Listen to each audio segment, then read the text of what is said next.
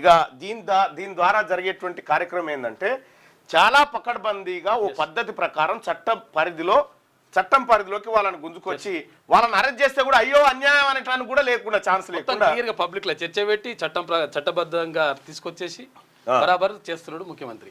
గత సీఎం నాటి మంత్రులపై నిర్ణయం ప్రభుత్వాందే, అధికారులపై చట్ట ప్రకారం చర్యలు తీసుకోవాలి కమిషన్ సూచన.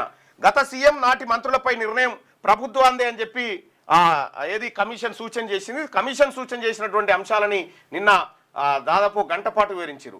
ఇక వ్యక్తిగత నిర్ణయాలు, ఆర్థిక అవకతవకలు, డిజైన్లు, నిర్మాణం, నాణ్యత లోపాలతో బ్యారేజీలకు నష్టం, అన్ని విషయాల్లో అప్పటి సీఎం కేసీఆర్ జోక్యం, మంత్రివర్గం ముందు పెట్టకుండానే మేడిగడ్డ పరిపాలన అనుమతులు, కాళేశ్వరంపై సమర్పించిన నివేదికలో జస్టిస్ ఘోష్ కమిషన్ ప్రెజెంటేషన్ లో మంత్రి ఉత్తమ్, కాళేశ్వరం బ్యారేజీలకు ప్రణాళిక, నిర్వహణలో అనేక ఆక్రమాలు, అవకతవకలు జరిగాయి. అప్పటి సీఎం కేసీఆర్ ముందుగానే ఓ నిర్ణయానికి వచ్చి మేడిగడ్డ వద్ద బ్యారేజీ నిర్మాణానికి పూనుకున్నారు. బ్యారేజీల రూపకల్పన నుంచి పరిపాలన అనుమతులు, నిర్మాణం వరకు అన్ని ప్రభుత్వ నిర్ణయాలుగా కాకుండా వ్యక్తిగత నిర్ణయాలుగా జరిగాయని జస్టిస్ ఘోష్ కమిషన్ నివేదికలో పేర్కొందని మంత్రి ఉత్తమ్ కుమార్ రెడ్డి తెలిపారు. ఇక 3 బ్యారేజ్ల నిర్మాణానికి సంబంధించిన అన్ని విషయాల్లో అప్పటి సీఎం జోక్యం చేసుకోవడంతో పాటు సూచనలు ఇచ్చారని ప్రభుత్వ అధినేతగా కాకుండా ఇప్పుడు అధికారులు దీన్ని సరిచేయాలి. రాజకీయ నాయకులు తప్పు సూచనలు చేస్తే సార్ అట్లా కాదు ఇట్లా సరిచేయాలి.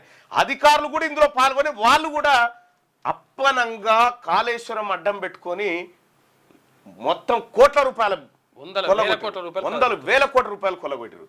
దాంట్లోనే ఇప్పుడు నిజంగా దీంట్లో కనుక ఇరిగితే కేసీఆర్ ఇప్పట్లో ఎల్లుడు అయితే ఉండదు.